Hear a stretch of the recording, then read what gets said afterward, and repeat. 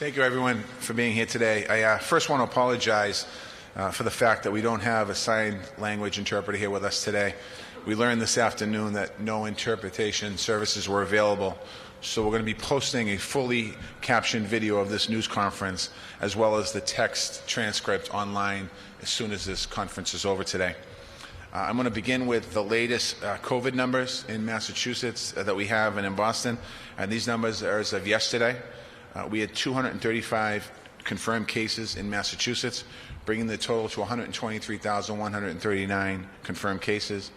There were 9 new deaths yesterday, bringing the total for total deaths in Massachusetts to 9,010. Boston's numbers also from yesterday, we had 51 new cases, bringing our total to 16,245. We had 2 deaths over the weekend, bringing our total deaths in Boston to 757. And as always, our thoughts and prayers go out to the individuals and the families that are suffering with COVID-19 and those of you that lost loved ones to this horrible virus. Trends for the week of September 7th. The positive test rate in Boston is 1.6%, and that's down from 1.7% last week. The cumulative total since the very beginning of the pandemic, we're down to 7.9%. Emergency room and ICU numbers continue to remain very low. It's one illustration of how far we've come. Also, 90% of the deaths that we've had in the city of Boston occurred before June 7th. Testing overall, 2,700 Boston residents were tested every day on average last week, including college students. Some of those areas I'm going to talk about now in East Boston, in the number of tests in East Boston, we really didn't have college students in that. It was mostly residents. In East Boston, as of September 7th, our 7-day positive test rate was 6.4%. That's slightly down from the week before and down from the 11.4 3 weeks ago. So a lot of the work that our community outreach has been doing and expanding testing in response to the community certainly is having an impact in East Boston, and we're seeing that number come down.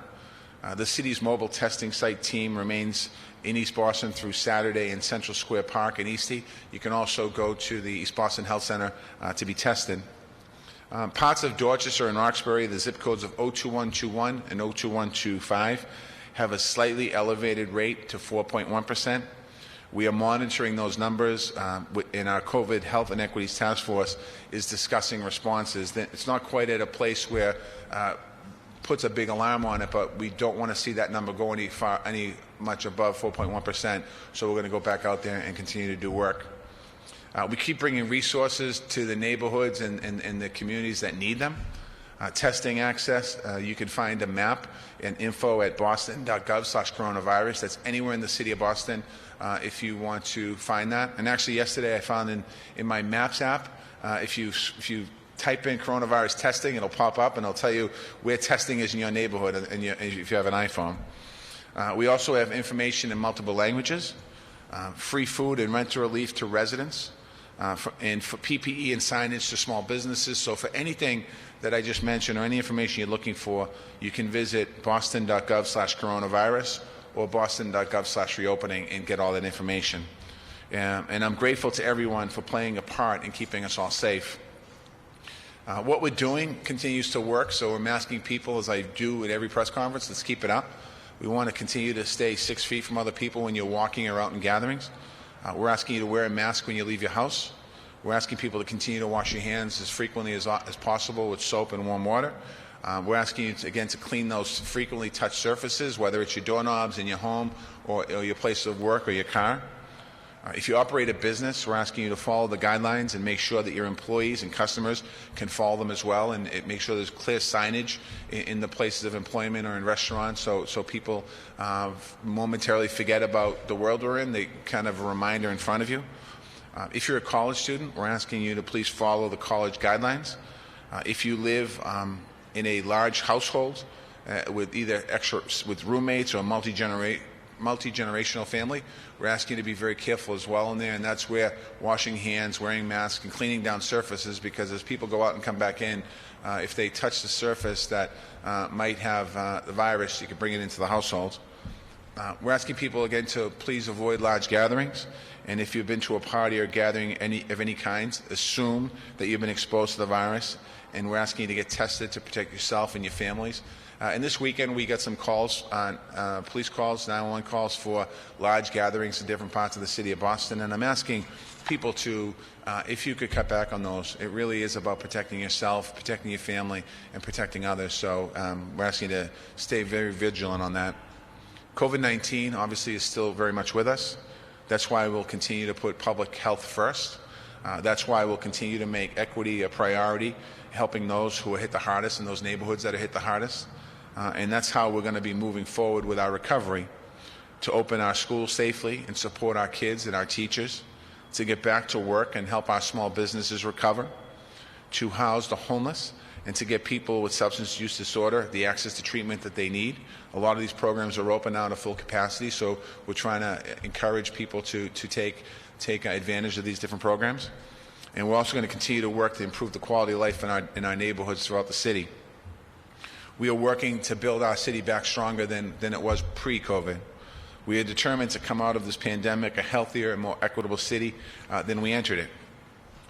On our streets and our public spaces are great examples. Transportation has been a critical focus of our planning effort in recent years. The pandemic brought a new urgency for safe and reliable transportation, especially for our frontline workers and essential workers that have been using it the most frequently over the last 5 months. So we didn't put these plans on hold. Our offices continue to work. Our transportation department continues to work every day. Instead, we took this opportunity to actually make some progress. Earlier this summer, we launched something called Healthy Streets. We installed pop-up bike lanes in downtown that connect neighborhoods to commuting routes, and people saw the orange barrels in many places.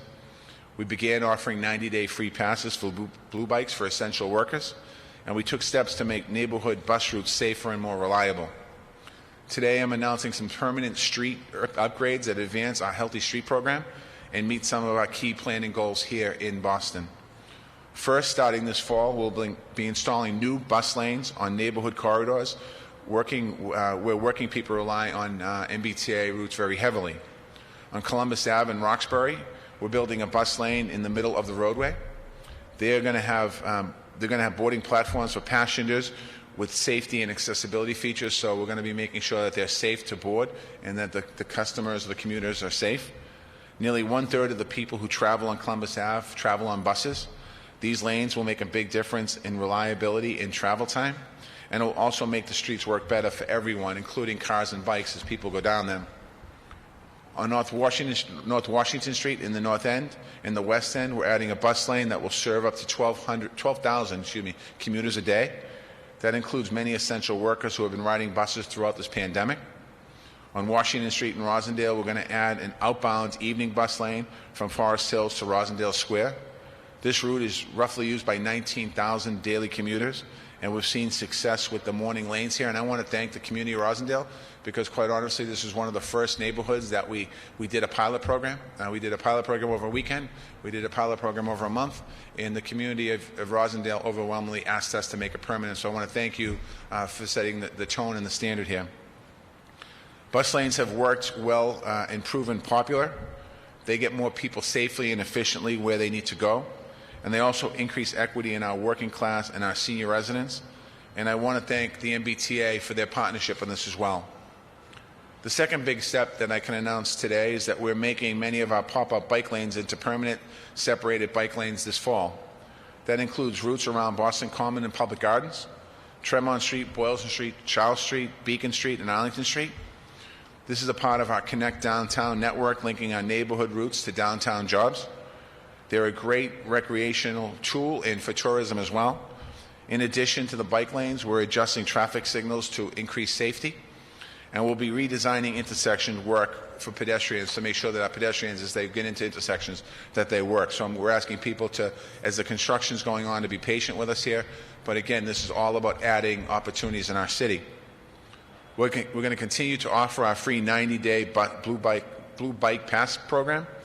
It's a great time to try commuting by bicycle if you haven't done it already. This past Sunday, Blue Bikes riders set an all-time daily record with 14,403 riders. We're proud of the work we've done to expand this public bike share network in Boston and our neighborhoods and quite honestly, our neighboring cities and towns. Many years ago when we started this, it wasn't in every neighborhood. We have blue bikes now in almost every neighborhood in the city of Boston, and obviously cities and towns that surround us. In addition, we're going to keep working with residents on solutions for American Legion Highway from Dorchester to Rosendale to improve safety. Many complaints have come in on that stretch of road with people racing and drag racing, and we're going to continue to work to monitor to make that roadway better.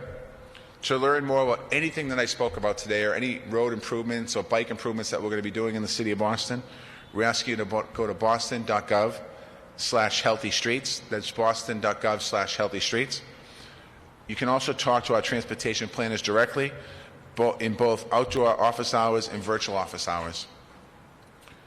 We've also made some small businesses the recovery a priority here in Boston. So far, our Small Business Relief Fund has awarded $6.7 million to 1,700 businesses in need across every neighborhood in the city of Boston. This is money from the city of Boston. This is nothing to do with the state or the federal government. This is all city money. Our Reopen Boston Fund has provided $2.1 million in grants to over 1,200 small businesses for PPE, safety materials, and cleaning supplies. And our outdoor dining program has been the lifeline for many restaurants. At a time when indoor seating remains limited for health reasons, we've permitted over 550 restaurants in the city of Boston for outdoor dining.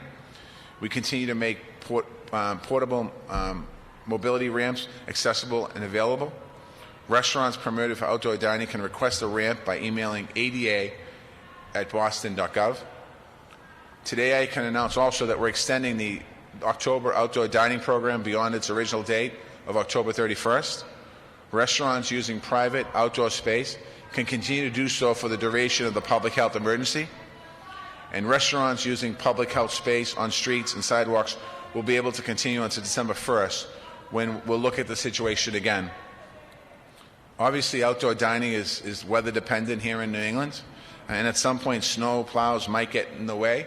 But I've gotten some reassurance from some meteorologists around the Commonwealth that we're going to have a mild fall and hopefully a mild winter, so please keep it up so we can help our restaurants. But as the temperatures in Boston go down, and today is a cool day, we're going to waive application fees for outdoor dining propane heaters in dining areas. You still need a permit from the fire department, but the safety regulations around their use remains 100% in place. But the fee will be waived. We're trying to help our restaurants continue to take advantage of outdoor space as long as possible. You will be able to use electric heaters without a permit as long as you don't have cords crossing the sidewalk. So electric heaters are permitted without a permit as long as there's no cords across the sidewalk. The outdoor dining program is a collaboration led by the licensing board and several departments, along with our small businesses and our neighborhood residents, along with many of our Main Street districts. I want to thank everyone involved, including our restaurant owners, for your patience and for what you're doing to the city of Boston. I know this has been a very difficult time for all of you, and what we're trying to do now is a community effort to support you. My hearts go out to many of the owners of these restaurants and the staff there. In many ways, you are the heart and soul of our local economy and our different neighborhoods in the city. We're going to continue to listen to you and provide whatever support and flexibility we can to help you recover. We'll continue to provide you with the information and the materials that you need to keep your staff and customers safe. And we'll continue to help your customers find support, our small businesses, through online directories. So we're asking people to go to boston.gov/reopening to see what businesses are open in the city, what you can buy online, what you can get delivered from them. As much as we can possibly help our local businesses, even by takeout, it would be extremely important to all of them. So anything you're looking about our small business program or directories, boston.gov/reopening. I want to begin to close with reminders about the community conversations we're having on race and justice. Last week, the Police Reform Task Force published its draft recommendations. We are determined to move forward in all the areas that they talked about: oversight, diversity, use of force, technology, transparency. We take those steps. As these steps go to the community, the task force needs your input. So we've put the task force out in 6 different languages so people can understand and get access to them. You can find the task force recommendations, and these are drafts, on boston.gov/police reform. The task force is holding a final community listening session on Tuesday, September 22nd at 4 p.m. You can submit any written comment until Friday, September 25th, before the task force finalizes its recommendations. This is a historic step that we're taking as a city. It's another chance for Boston to be a national leader in justice, and this is your chance to shape the progress. And I just want to take a second to thank the task force members that are made up of activists and organizers and members of the Boston Police Department and all the great work that's gone into the task force. The task force is not finalized yet, so it is important to hear community input and get the input as much as possible, so we're asking you to do that. There's also a separate issue, the U.S. Census. There's 15 days left to respond to the 2020 census. The census count, as I've said many times here, happens every 10 years. It's how the federal government assigns congressional representation, and it's how the federal government assigns funding for programs, both of those that exist and that may be created over the next 10 years. Tomorrow we are holding a Census Day of Action with special outreach programs with volunteers. At this point, every day is critical. We are still around a 57% response rate. We need to get that number up here in the city. Our immigrant communities and communities of color historically get undercounted, therefore we get underfunded. We got some good news last week. The federal court blocked the president's attempt to remove undocumented immigrants from the count and from congressional representation. We were proud to fight for this decision, and we believe that our residents deserve representation. I'm asking people as well, when you think about the census, think about it this way. This is your money. When you pay your federal taxes, it's an ability to get your federal taxes spent back here in Massachusetts, in the city of Boston. So if you haven't filled out your census, we're asking you to go to my2020census.org to fill out the census, and then there'll be people out, and there's mailings going out every day as well. We also got some tough news yesterday. A different court decision allowed the Trump administration to move forward with a plan to take away temporary protective status from nearly 500,000 people. TPS holders are here lawfully and would face danger returning to their country of birth. 12,000 residents of Massachusetts have TPS status, including Bostonians who are originally from Haiti, El Salvador, Nicaragua, and Nepal. They lived here lawfully for years.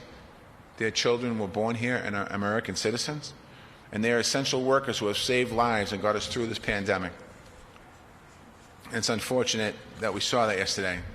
This is something that we've been fighting here in the City Hall and the city since 2017. We'll have more to say about this in the days ahead. Anyone with TP and anyone that has temporary protective status should know that this would not go into effect until next year.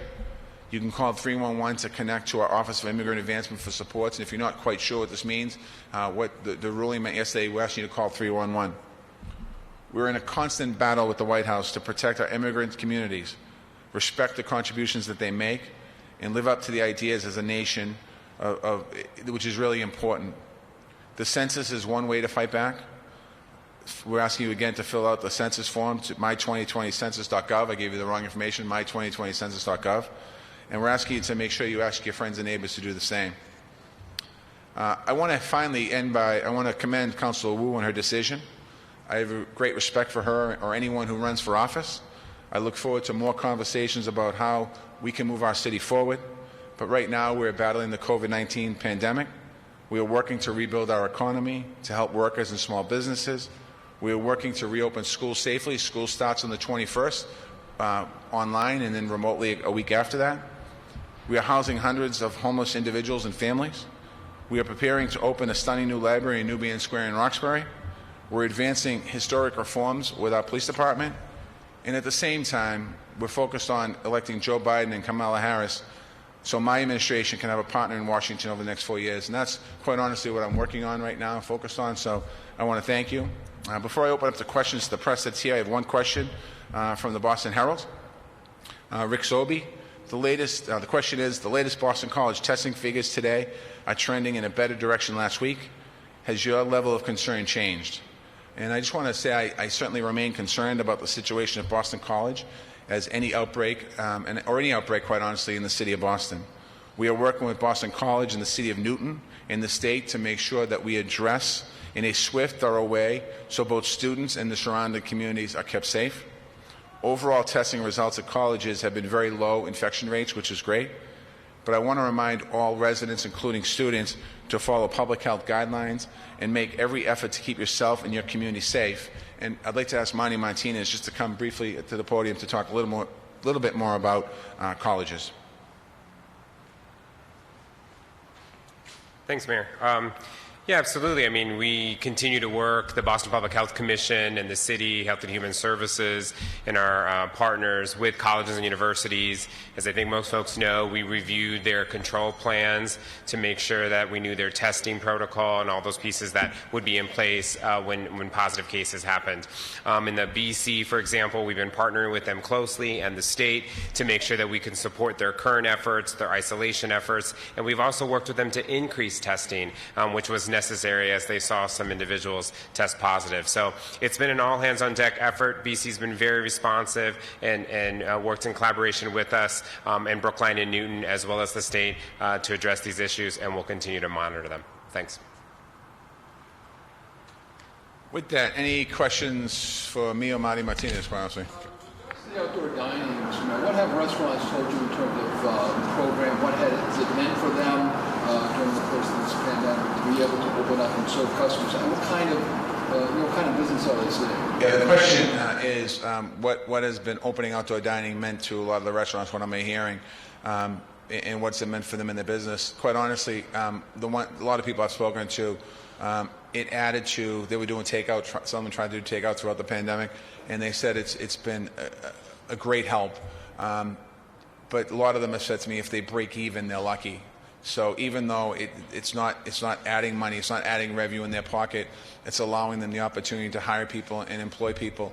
But I don't think any of them will say that this has replaced any of the lost revenue. So I think our restaurants are still in very fragile grounds, particularly as we move forward into the winter time here. But again, that's why I ask people that when you're thinking about taking takeout, if you could think about ordering locally, it would be a tremendous help to the local businesses. These restaurants at all in terms of obviously they'll put up tents, they'll do heating?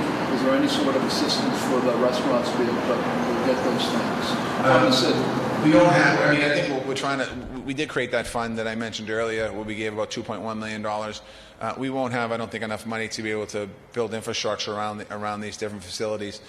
But we did give a lot of them the barriers that are around there, the handicap ramps that we help them with. And we're going to try and continue to be creative as we move forward. I've seen on one of the news stations, I don't know which restaurant it was, but the bubble. So they're trying to be creative to be able to have the bubble, meaning you can eat outside, but you have like a little heater in there. It'll be interesting to see as we move forward here. The pandemic is still going to be very much here with us in December. And I think our restaurants took a big hit back in March, April, May, June, and they lost a lot of revenue. Now, some did get CARES Act money, and I'm hopeful that the United States Senate goes back into session and addresses CARES Act 2, if you will, because there's still a big need in our communities, for our smaller businesses in our communities, not just here in Boston. I talk to mayors all around America. They're in the same boat, and particularly our businesses of color around America. A lot of them didn't get access to the PPE and didn't get access to the CARES Act. And I know the bill that passed Congress a few months ago does have direct money going to different communities. So hopefully it helps. Councilor Wu. Yeah, Councilor Wu obviously announced, and it's probably no surprise to you. She said that the city needs to change, that it needs to be more representative of the color, that it changing. Do you agree with that statement? I'm not going to get into a political debate today. As I said, I commend the councilor on her decision. There'll be plenty of time down the road to have many conversations about what direction Boston is going in. And at that point, we'll address all those. Who asked me? Sean did. Again, like I said a minute ago, right now I'm focused on the job in front of me, the pandemic, the economy, the questions that come here about our restaurants and getting our economy back up and running. I think that's really important we focus on. Quite honestly, one of my number one priorities right now is school. The 21st, our kids start back all remote learning, and then on October 1st, I believe, we start the hybrid model, and then we phase in. So that's my focus, and getting Joe Biden and Kamala Harris elected President of the United States of America. I think it's important that I have a strong partner. For the last 3 years, I haven't had a partner in Washington, D.C. We haven't had a partner in Boston, quite honestly, Washington, D.C., advancing affordable housing, advancing public housing, advancing infrastructure, and it'll be great to have a partner back in Washington helping us with that. As a follow-up to an earlier question, Councilor Wu has said that your administration has failed to translate Boston's economic boom into solutions for the city's economic and racial inequities. What's your response to that? Yeah, there'll be plenty of time to have conversations about all of anyone that has, whether it's the council or anyone else that might decide to think about running for mayor. There'll be conversations later on at some point about all that. Any other questions? Thanks, everybody.